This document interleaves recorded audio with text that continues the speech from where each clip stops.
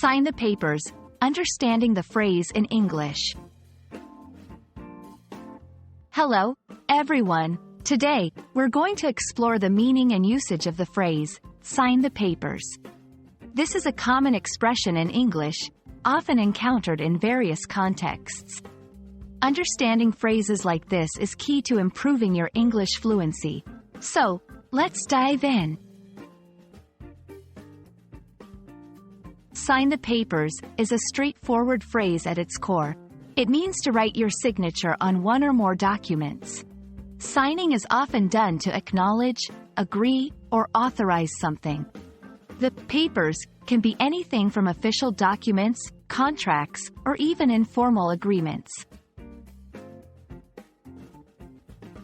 Legal and official contexts. In legal or official settings, sign the papers usually refers to completing a legal process.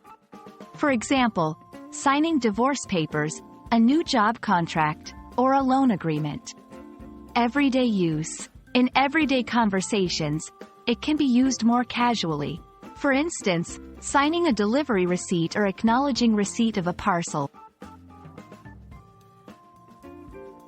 Sometimes, sign the papers can have a cultural or idiomatic meaning.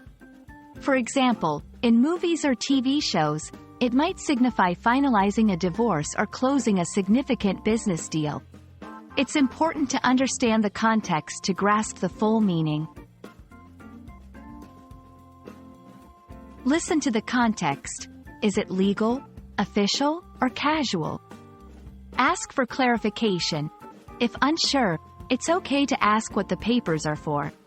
Practice. Try using the phrase in different scenarios to become comfortable with its various applications.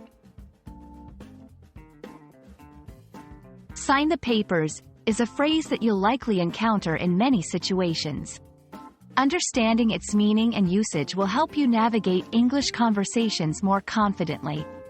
I hope this video has been helpful. Happy learning, and see you in our next video.